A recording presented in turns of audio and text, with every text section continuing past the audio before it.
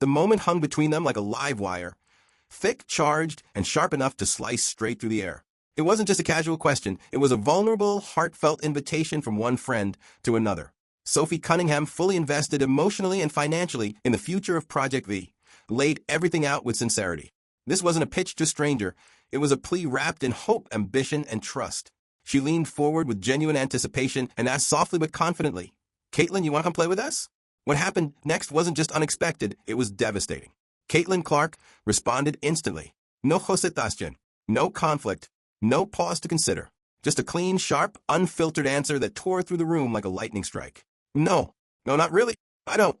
The silence that followed hit like a bomb. Heavy, crushing, explosive. It wasn't simply a rejection, it was a shockwave that rippled through the very core of the Mason League. Sophie's carefully crafted plan, her dream of building Project V around Caitlin as a shining centerpiece, shattered in an instant, falling apart like fragile glass at her feet. Wee little lass. Caitlin Clark's dream has been to play in the WNBA. Follow behind the footsteps of her idol Maya Moore. Follow in the footsteps of Diana Taurasi and play and conquer the WNBA. And she's there. Her dream wasn't to play in Project B. It wasn't even a thing. Her dream wasn't to play in Unrivaled. It wasn't even a thing. Her dream is not to play in Athletes Unlimited. It wasn't even a thing. Her dream was to play in the WNBA. So if she was to go play in Project B, well... Sophie Cunningham's devotion to Project B was never just a casual choice or a financial calculation. It was deeply personal, a bold, all-in gamble on reshaping the future of women's basketball. She spoke openly and passionately about the vision, radiating excitement at the idea of players finally making real money, serious, transformative money, as she liked to put it. To her, Project B represented far more than a paycheck. It symbolized empowerment, freedom, and radical change. It was a chance to rewrite the rules, to give athletes a level of financial independence they'd never had before. She believed the new league could completely reinvigorate the sport. Her enthusiasm for the money wasn't rooted in greed. It came from a conviction that players deserved better. And in her eyes, Caitlin Clark wasn't just another recruit. She was the key to unlocking that revolutionary shift. That's why Clark's flat refusal didn't just complicate things, it cut deep. It made the rejection feel pointed, personal, and painfully significant for Sophie. Her dream wasn't to play in Unrivaled. It wasn't even a thing. Her dream is not to play in Athletes Unlimited. It wasn't even a thing. Her dream was to play in the WNBA. So if she was to go play in Project B, well, that takes away the chances of her living out her dream to play a career in the WNBA. Take some of that away. If she was to play in Unrivaled, it gives Unrivaled tons of leverage. And then the WNBA, it takes a little bit away. Sophie Cunningham, one of CC's main squeeze, as we saw from this past season. Sophie Cunningham. The long-standing bond between Sophie Cunningham and Caitlin Clark only amplified the emotional weight of what happened. Their connection, both on and off the court, was well known. Fans and insiders alike often viewed them as inseparable, constantly communicating, constantly aligned. That closeness made Caitlin's rejection sting even more. This wasn't a distant, business-like negotiation. It wasn't an email or a text or a formal contract proposal. This was a direct, face-to-face moment between two people who genuinely cared about each other. Sophie wasn't appealing to a stranger. She was speaking to a friend she trusted, someone whose support she believed she could count on. So when Caitlin said no with no hesitation, no softened edge, no room for reconsideration, it landed like a personal blow. The emotional fallout went far beyond career decisions. It touched something deeper. It felt less like a professional disagreement and more like a heartbreak, carving a dramatic intensity into the entire situation. Takes a little bit away. Sophie Cunningham, one of CC's main squeeze, as we saw from this past season. Sophie Cunningham, her and Caitlin Clark, I would gather, talk quite frequently. Sophie Cunningham, we know she's going to Project B. Sophie Cunningham revealed in her latest podcast, she said, "Hey, Caitlin, you know I'm going to Project B. I'm going to make some moolah. I'm going to make some money over there in Project B. You want to come play with us?" And Caitlin Clark said, "No, no, not really. I really don't." Sophie Cunningham, break it down for us. Sophie did everything she could to make the magnitude of Project B's offer unmistakably clear. She emphasized the biggest selling point, money, and repeated it with increasing urgency. A lot of money. This wasn't about slightly higher salaries or modest financial improvements. This was about offering players the kind of wealth that completely reshapes their lives. It stood in stark contrast to the exhausting reality many players face: endless overseas trips, brutal schedules, and constant burnout just to earn a livable income. Project B was built specifically to end that exhaustion. It was designed as a powerful domestic alternative, something that could stand strong in the U.S. and attract the sports elite without forcing them to leave home for better pay. Sophie was convinced, absolutely convinced, that no player of Caitlin Clark's stature could turn down such a monumental financial opportunity. And that deep certainty is exactly what made Caitlin's rejection so difficult, so shocking, and ultimately so disappointing for her. Sophie Cunningham, break it down for us. Then people can go overseas too, but this is a whole new one. And this one offers a lot of money. And that's why people are like moving towards this. And this is also different than Unrivaled. Completely different. So how many like floating leagues are there? 3? I would 2? say that like a lot of the American players are doing, or I would say the majority is 2. Okay. Yeah. Okay. No love for athletes unlimited. Oh, you hate to see it. Or I would say the majority is 2. The financial gulf between Project B and its biggest rival, Unrivaled, became glaringly obvious through Sophie's insider perspective, and it was staggering. Project B wasn't just offering better deals. They were presenting 7-figure contracts. That's not a raise. That's a life transformation. Meanwhile, Unrivaled, 6-figure deals. Respectable, sure, but nowhere near the financial firepower of Project B. Then, add another major contrast. Project B, traditional 5-on-5 basketball. Unrivaled, niche 3-on-3 format. With deeper pockets and the classic basketball structure, Project B immediately became the dominant force, overshadowing Unrivaled so completely that the comparison wasn't even competitive anymore. Unrivaled, originally seen as an innovative alternative to the overseas grind, suddenly looked small, outdated, and outmatched. What we're witnessing isn't a minor shift, it's a monumental power swing. The entire landscape of women's professional basketball is being rewritten in real time, and Project B holds the pen. Is paying you 7 figures, and one of them is paying you 6 figures, and one of them is 5v5 basketball, and the other is 3v3 basketball. Well, then I'd probably pick Project B as well. Seems like a no-brainer. Unrivaled, they thought they were going to be the alternative. Oh, we're going to run in the off-season. If these players want to get paid instead of going overseas, they're going to get paid in Unrivaled. But now Unrivaled finds themselves getting unrivaled by Project B. Oh, these players want somewhere to go in the offseason. They want to get paid. They can get paid in Project. From Sophie's perspective, there's no question about what's coming. She fully believes that players will inevitably migrate to Project B. It isn't wishful thinking. It's a confident prediction grounded in the staggering money the league is prepared to offer.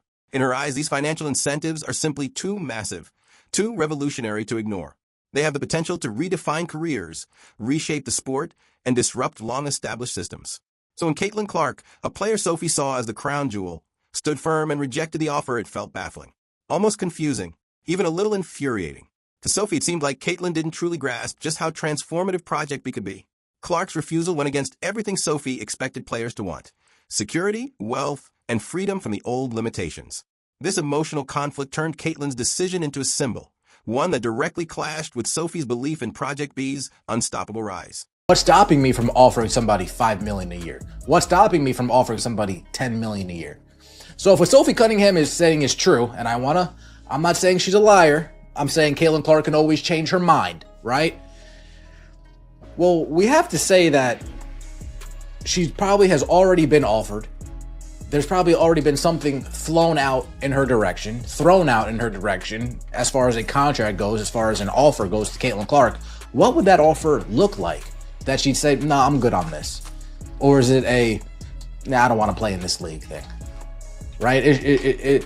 How enticing does the money need to? Now let's shift to Caitlin Clark's viewpoint, because understanding her mindset is essential. For Caitlin, the dream was always crystal clear: the WNBA. That was the goal she had carried since childhood. She grew up idolizing legends like Maya Moore and Diana Taurasi, imagining herself walking the same path. Project B, Unrivaled, Athletes Unlimited, none of these existed when her dream took shape. They weren't part of her story. The WNBA was. And now that the league is within reach, nothing, not even enormous, life-changing sums of money, was going to pull her away from it. From Sophie's perspective, This probably felt short-sighted, maybe even exasperating. But for Caitlin, the dream wasn't about money. It was about legacy, identity, and fulfilling a lifelong promise she made to herself. Her decision wasn't about rejecting Sophie's vision. It was about choosing her own. Right? How enticing does the money need to be for Caitlin Clark to say, I really don't want to play in here, but this is money I can't turn down, right? Is it 5 million? Is it 10 million? Is it 15 million? What would that number be? Project B is coming up to Caitlin. Hey, Caitlin, I just did a video you guys saw. She made 16 million in the year 2025. 16 million in the year 2025. 15 million and 820,000 of it from endorsement deals. So Project B, if I would guess. Okay, let's break down this pivotal reality because it completely flips the conversation on its head. Project B is sitting on a staggering, almost unfair strategic advantage that neither the powerhouse WNBA nor its competitor Unrivaled can remotely match: virtually limitless financial resources. While traditional leagues operate under rigid salary caps and narrow payroll restrictions, Project B is shackled by none of that. They have the ability to put forward contract offers so massive, so unprecedented, they nearly defy logic. This boundless financial flexibility means they aren't merely competing with legacy leagues, they can flat out outbid them, reshaping how athletes are valued and rewriting the economics of the sport in real time. This overwhelming money advantage was the very pillar Sophie was relying on, making Caitlin Clark's refusal to even entertain such wealth an infuriating and deeply baffling obstacle. The money at stake is jaw-dropping. Offers climbing into the $5 million range, possibly even a staggering $10 million per season for marquee stars. And the key question, what could prevent Project B from offering such numbers? Absolutely nothing. To Sophie, that financial muscle was the ultimate bargaining chip, a system designed to reel in the sport's biggest stars. That's why Clark's dismissal of it wasn't just a no, it was, in Sophie's mind, a refusal to acknowledge a seismic shift that could uplift all players financially.